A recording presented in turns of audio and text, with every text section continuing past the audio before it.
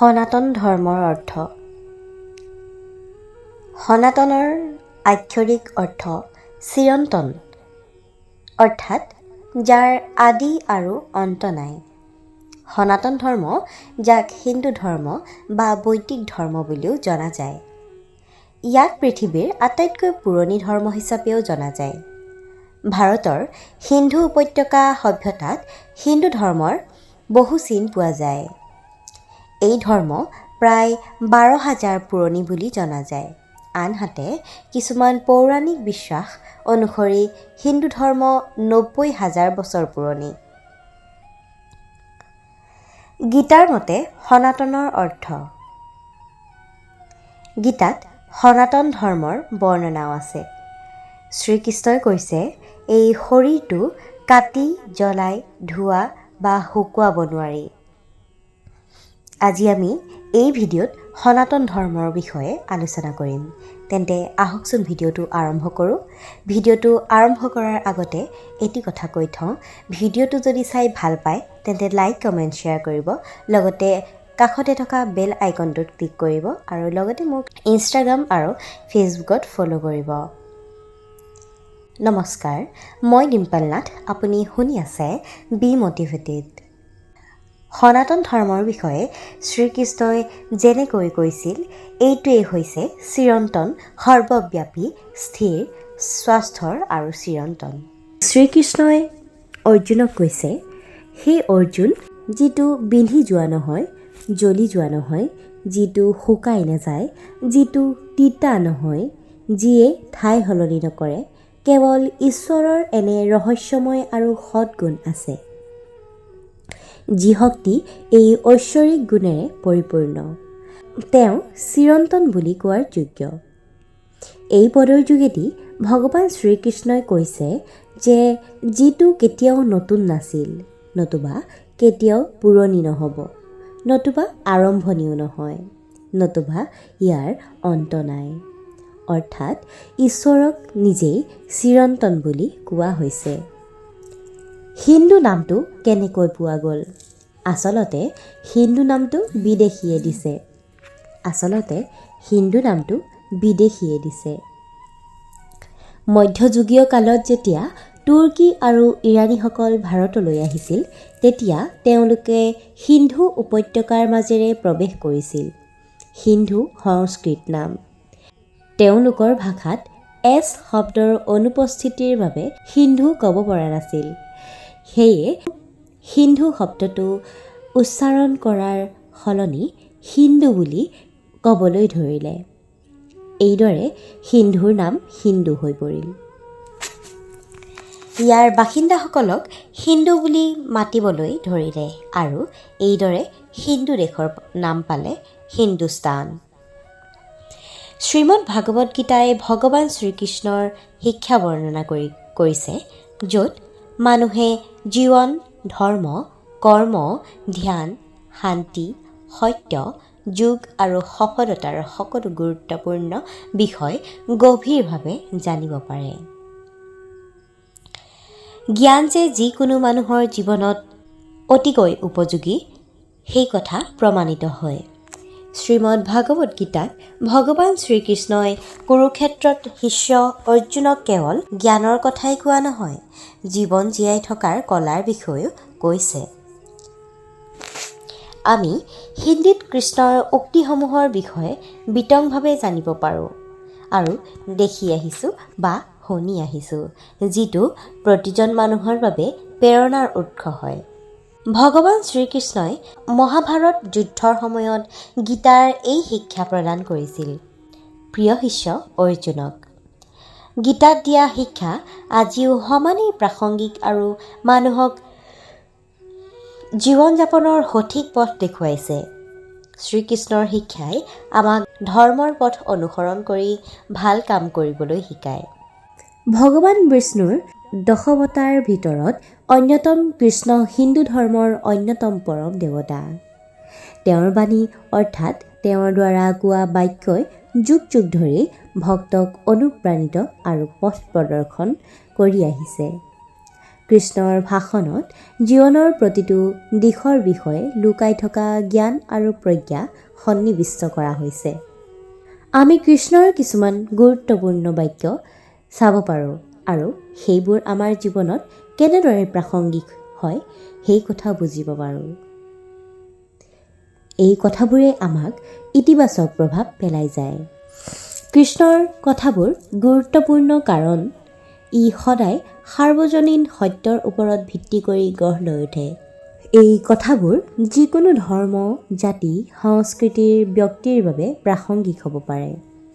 কৃষ্ণৰ কথাই আমাক জীৱনৰ প্ৰত্যাহ্বানৰ সন্মুখীন হ'বলৈ আৰু সফলতা লাভ কৰিবলৈ অনুপ্ৰাণিত কৰে। কৃষ্ণৰ কিছুমান গুৰুত্বপূৰ্ণ কথা। কৰ্ম, ফল, ভক্তি। এই শব্দকেইটাই কয় যে আমি কৰা কামবোৰ আমাৰ কৰ্মৰ পৰিণাম আমি ভোগ কৰিব লাগিব। গতিকে আমি সদায় ভাল কাম কৰিবলৈ চেষ্টা কৰা উচিত। নিষ্কাম কৰ্ম, নিস্বাৰ্থ কৰ্ম। এই কথাই আমাক কয় যে আমি কোনো ফলাফলৰ আকাংক্ষা নোহোৱাকৈ কৰ্ম সম্পাদন কৰিব লাগে। আমি যেতিয়া ফলাফলৰ আকাংক্ষা নোহোৱাকৈ কৰ্ম সম্পাদন কৰোঁ তেতিয়া আমি মানসিক শান্তি লাভ কৰোঁ। ব্ৰহ্ম সত্যম জগত মৃত্যু। এই কথাই আমাক কয় যে ব্ৰহ্ম নিজেই সত্য আছে, আনহাতে জগত আৰু মৃত্যু অবাস্তৱ। গতিকে আমি জগতৰ মোহৰ পৰা মুক্ত হৈ ব্ৰহ্ম লাভৰ চেষ্টা কৰা উচিত। অস্তিত্ব, জ্ঞান, আনন্দ। অস্তিত্ব, জ্ঞান আৰু আনন্দ। এই কথাই আমাক কয় যে জীৱনৰ উদ্দেশ্য অস্তিত্ব, জ্ঞান আৰু আনন্দ লাভ কৰা। এই তিনিটা লাভ কৰিলে আমাৰ জীৱন সম্পূৰ্ণ হৈ উঠে। যোগ। এই কথাই আমাক কয় যে যোগাভ্যাস কৰিলে আমি মনৰ শান্তি আৰু আত্মা উপলব্ধি লাভ কৰিব পাৰোঁ। যোগাভ্যাস কৰিলে আমি আমাৰ জীৱনত ইতিবাচক পৰিৱৰ্তন আনিব পাৰোঁ। কৃষ্ণৰ বক্তব্যৰ পৰা প্ৰেৰণা ল'বলৈ আমি সেইবোৰ আমাৰ জীৱনত প্ৰয়োগ কৰিবলৈ চেষ্টা কৰা উচিত। তেওঁ দিয়া নীতি নিয়ম পালন কৰি আমি আমাৰ জীৱনত সুখ আৰু শান্তি লাভ কৰিব পাৰোঁ। মানুহ এজনৰ সদায় ইতিবাচক চিন্তা আৰু আনৰ লগত সহযোগিতাৰ ভাৱ থাকিব লাগে। কৃষ্ণৰ কথাই আমাৰ জীৱনৰ পথ প্ৰদৰ্শক। জীৱনৰ প্ৰতিটো দিশৰ বিষয়ে এই শব্দবোৰত লুকাই আছে জ্ঞান আৰু প্ৰজ্ঞা। আমি এই শব্দবোৰৰ পৰা প্ৰেৰণা লৈ আমাৰ জীৱনত কাৰ্যকৰী কৰিবলৈ চেষ্টা কৰা উচিত। ইয়াৰ দ্বাৰা আমাৰ সফলতা, শান্তি আৰু সুখৰ সৃষ্টি হ'ব।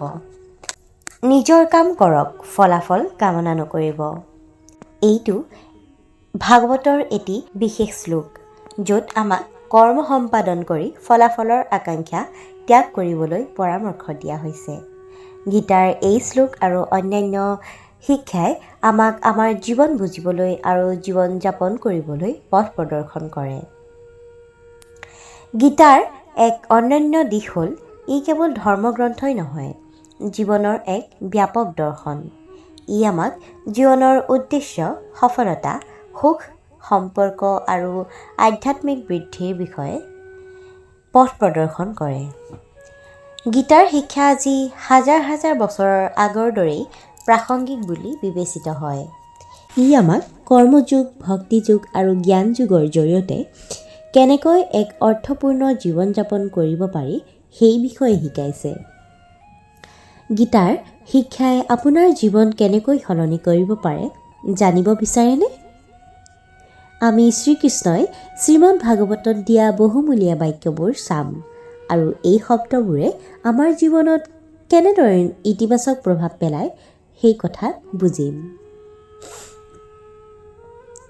শ্ৰীকৃষ্ণৰ বহুমূলীয়া বাক্য কিছুমান আছে, জীৱনৰ সাৰ আছে। শ্ৰীমদ ভাগৱত গীতাত ভগৱান শ্ৰীকৃষ্ণই এনে বহুমূলীয়া কথা কৈছে যিয়ে আজিও আমাৰ জীৱনৰ পথ প্ৰদৰ্শক। জীৱনৰ প্ৰতিটো দিশ এই শব্দৰে স্পৰ্শ কৰা হৈছে, যেনে কৰ্ম, ভক্তি, জ্ঞান, জীৱন আৰু মৃত্যু। আপোনাৰ কেৱল কামটো কৰাৰ অধিকাৰ আছে, কেতিয়াও ফলাফলৰ কামনা নকৰিব। ব্যাখ্যা: এই পদটোৱে আমাক কয় যে আমি আমাৰ কৰ্মবোৰ কৰি থাকিব লাগে, কিন্তু তাৰ ফলাফলৰ বাবে চিন্তা কৰা উচিত নহয়। যেনে কৃষকে পথাৰত কষ্ট কৰে, কিন্তু শস্য ভাল হ'ব নে বেয়া হ'ব প্ৰকৃতিৰ ওপৰত নিৰ্ভৰ কৰে। উন্নতৰ অধিকাৰ হ'ল প্ৰভুৰ প্ৰতি ভক্তি। ভক্তি হৈছে সৰ্বোত্তম অধিকাৰ। ভক্তি হৈছে সৰ্বোচ্চ অধিকাৰ। কোনো ব্যক্তিয়ে যেতিয়া মৰমেৰে যিকোনো কাম কৰে তেতিয়া তেওঁ তাত সফল হয়, আৰু আকস্মিকভাৱে যিয়েই নহওক কিয় তেওঁলোকে তাক আওকাণ কৰক। যিয়েই নহওক সেইটো মানি লোৱা উচিত। সনাতন ধৰ্ম, যাক হিন্দু ধৰ্মৰ বা বৈদিক ধৰ্ম বুলিও কোৱা হয়, ভাৰতৰ হিন্দু উপত্যকা সভ্যতাত হিন্দু ধৰ্ম বহুতো লেখযোখ পোৱা যায়। ইয়াৰ ভিতৰত অচিনাকি মাতৃদেৱীৰ মূৰ্তি, শিৱ বসুমতী, লিংগ আদিৰ দেৱতাৰ ভংগীমা, পিপল গছৰ পূজা ইত্যাদি বিশিষ্ট। ইতিহাসবিদসকলৰ এটা মতামত অনুসৰি এই সভ্যতাৰ মধ্যকালত মধ্য এছিয়াৰ পৰা আন এটা জাতি আহিছিল, যিসকলে নিজকে আৰ্য বুলি কয় আৰু সংস্কৃত নামেৰে ভাৰত ইউৰোপীয় ভাষা কয়। আন এক দৃষ্টিকোণৰ মতে সিন্ধু উপত্যকা সভ্যতাৰ লোকসকল নিজেই আৰ্য আছিল আৰু তেওঁলোকৰ উৎপত্তিস্থল আছিল ভাৰত। বহু উৎস বা মন্দিৰ, কীৰ্তিচিহ্ন বা আৱিষ্কাৰৰ পৰা জনা যায় যে এই সনাতন ধৰ্ম বহু বছৰ পুৰণি আৰু অধিক বৈজ্ঞানিক ধৰ্ম। ভাৰতীয় সনাতন ধৰ্মৰ গণপতি শৈৱদেৱ, কোটি বৈষ্ণৱ, শাক্ত আৰু সৌৰভ 5টা পন্থা আছে। গণেশৰ গণপতি, বিষ্ণুৰ বৈষ্ণৱ, শৈৱদেৱসকলে কোটি শিৱ, শাক্ত শক্তি আৰু সৌৰ সূৰ্যক পূজা কৰে। কিন্তু সকলো এনে সত্যৰ ব্যাখ্যা বুলি বিশ্বাস কৰা হৈছে। এই কথা কেৱল ঋগ্বেদতে নহয়, ৰামায়ণ আৰু মহাভাৰতৰ দৰে জনপ্ৰিয় গ্ৰন্থতো স্পষ্টকৈ উল্লেখ আছে। প্ৰতিটো পন্থাৰ অনুগামীসকলে নিজৰ দেৱতাক আন পন্থাৰ দেৱতাতকৈ ডাঙৰ বুলি গণ্য কৰিছিল আৰু ইয়াৰ বাবেই তেওঁলোকৰ মাজত শত্ৰুতা আছিল। ঐক্য বজাই ৰখাৰ লক্ষ্যৰে ধৰ্মগুৰুসকলে মানুহক শিকাবলৈ আৰম্ভ কৰিলে যে সকলো দেৱতা সমান। বিষ্ণু, শিৱ, শক্তিৰ দৰে দেৱ-দেৱী ইজন সিজনৰ পাৰস্পৰিক ভক্ত। তেওঁৰ এই শিক্ষাৰ বাবে তিনিওটা পন্থাৰ মাজত মিলন ঘটি সনাতন ধৰ্মৰ জন্ম হয়। সনাতন ধৰ্মত বিষ্ণু, শিৱ আৰু শক্তিক সমান আৰু তিনিওটা পন্থাৰ সমৰ্থকসকলে এই ধৰ্ম অনুসৰণ কৰিবলৈ ধৰিলে। সনাতন ধৰ্মৰ সকলো সাহিত্য, বেদ, পুৰাণ, শ্ৰুতি, স্মৃতি, উপনিষদ, ৰামায়ণ, মহাভাৰত, গীতা আদি সকলো সাহিত্য সংস্কৃত ভাষাত ৰচিত। সময়ৰ লগে লগে ভাৰতত মুছলমান শাসনৰ বাবে ঐশ্বৰিক ভাষা সংস্কৃতৰ অৱনতি ঘটি সনাতন ধৰ্মৰ অৱনতি ঘটিবলৈ ধৰিলে। এই পৰিস্থিতিৰ উন্নতিৰ বাবে পণ্ডিত সন্ত তুলসীদাসে জনপ্ৰিয় ভাষাত ধৰ্মীয় সাহিত্য ৰচনা কৰি সনাতন ধৰ্মক ৰক্ষা কৰিছিল। যেতিয়া ঔপনিৱেশিক ব্ৰিটিছ শাসনক খ্ৰীষ্টান ধৰ্ম, মুছলমান আদি ধৰ্মৰ অনুগামীসকলৰ তুলনামূলক অধ্যয়ন কৰিবলৈ, লোকপিয়ল কৰিবলৈ কোৱা হৈছিল, প্ৰয়োজন হ'লে সনাতন শব্দৰ লগত অচিনাকি হোৱাৰ বাবে ইয়াত ধৰ্ম নাম সনাতন ধৰ্মৰ সলনি হিন্দু ধৰ্মলৈ সলনি কৰিলে। সনাতনত আধুনিক আৰু সমসাময়িক প্ৰত্যাহ্বানৰ সন্মুখীন হ'বলৈ সেয়েহে সময়ে সময়ে ইয়াৰ পৰিৱৰ্তন ঘটিছে, কিয়নো সতী প্ৰথা, বাল্য বিবাহ, অস্পৃশ্যতাৰ দৰে অসুবিধাজনক পৰম্পৰাগত অসুবিধাবোৰত ৰাজা ৰামমোহন ৰায়, স্বামী দয়ানন্দ সৰস্বতী, স্বামী বিবেকানন্দ আদিয়ে অস্বস্তি অনুভৱ কৰিছিল। এই দুষ্টতাৰ মূলত ধৰ্মশাস্ত্ৰ উপস্থিত থকা সেই শ্লোক আৰু মন্ত্ৰবোৰক ক্ষেপক বুলি কোৱা হৈছিল বা তাৰ অৰ্থৰ সলনি কৰি বলিদান বুলি ঘোষণা কৰা হৈছিল আৰু বহুতো পুৰণি পৰম্পৰা যেনে বিধৱা পুনৰ বিবাহ, নাৰীৰ শিক্ষা আদি পুনৰুজ্জীৱিত হৈছিল। সনাতনৰ প্ৰতিশব্দ হিন্দু ধৰ্ম, কিন্তু শিখ, বৌদ্ধ আৰু জৈন ধৰ্মৰ অনুগামীসকলো সনাতন ধৰ্মৰ অংশ, কাৰণ বুদ্ধই নিজকে সনাতনী বুলিও কয়। আনকি সৰ্বক দৰ্শন অনুসৰণ কৰা নাস্তিকসকলো সনাতনী। সনাতন ধৰ্মীয়ে কোনো নিৰ্দিষ্ট পদ্ধতি, ৰীতি নীতি বা সাজ পোছাক পালন কৰাটো প্ৰয়োজনীয় নহয়। সনাতন ধৰ্ম পৰিয়ালত জন্মগ্ৰহণ কৰি বেদান্ত, মীমাংসা, চৰভাগ, জৈন, বৌদ্ধ ধৰ্ম আদি যিকোনো দৰ্শনত বিশ্বাসী হ'লেই তেওঁৰ সনাতনী হোৱাটোৱেই যথেষ্ট। সনাতন ধৰ্মৰ জটিলতাৰ প্ৰতি লক্ষ্য ৰাখি কেতিয়াবা বুজিবলৈ কঠিন, ইয়াক কঠিন ধৰ্ম বুলি গণ্য কৰা হয়। অৱশ্যে সত্যটো এনে নহয়, তথাপিও ইয়াৰ ইমানবোৰ মাত্ৰা আছে, ইমানবোৰ দিশ আছে যে মানুহবোৰ প্ৰায়ে ইয়াক লৈ বিভ্ৰান্ত হৈ পৰে। ইয়াৰ আটাইতকৈ ডাঙৰ কাৰণ হ'ল সনাতন ধৰ্ম কোনো এজন দাৰ্শনিক, ঋষি বা ঋষিৰ চিন্তাৰ উৎপাদন নহয়। কোনো বিশেষ সময়তো ইয়াৰ জন্ম হোৱা নাছিল। প্ৰাচীন কালৰে পৰা ই বৈ আহি বিকশিত হৈ আহিছে। একে সময়তে ই কেৱল এটা দৃষ্টিভংগী, তত্ত্ব বা যুক্তিক অগ্ৰাধিকাৰো নহয়। বিজ্ঞানে যেতিয়া প্ৰতিটো বস্তু, ধাৰণা আৰু উপাদানৰ মূল্যায়ন কৰে, তেতিয়া এই প্ৰক্ৰিয়াত ধৰ্মৰ বহুতো বিশ্বাস আৰু নীতিৰ পতন ঘটে। আনকি বিজ্ঞানেও এতিয়াও চিৰন্তন সত্যক দখল কৰাত সফল হোৱা নাই। কিন্তু বেদান্তত উল্লেখ কৰা চিৰন্তন সত্যৰ মহিমা বিজ্ঞানেও তাৰ সন্মুখত প্ৰণাম কৰিছে। ধ্যান আৰু মোক্ষৰ গভীৰ অৱস্থাত থকা আমাৰ ঋষিসকলে ব্ৰহ্মা, বিষ্ণু, ব্ৰহ্মাণ্ড আৰু আত্মাৰ ৰহস্য বুলি স্পষ্টকৈ প্ৰকাশ কৰিছিল। বেদত প্ৰথমবাৰৰ বাবে ব্ৰহ্মা আৰু বিশ্ব ব্ৰহ্মাণ্ডৰ ৰহস্য আঁতৰাই মোক্ষৰ ধাৰণাটো আগবঢ়াই নিয়াৰ লগতে ইয়াৰ গুৰুত্বৰ বিষয়ে ব্যাখ্যা কৰা হ'ল। মোক্ষ অবিহনে আত্মাৰ গতি নাথাকে। সেইবাবেই ঋষিসকলে মোক্ষৰ পথক চিৰন্তন পথ বুলি গণ্য কৰিছে। আজিৰ ভিডিঅ'টি ইমানতে সামৰিছোঁ। যদি ভিডিঅ'টো চাই ভাল পালে তেন্তে লাইক কৰি দিব। ধন্যবাদ।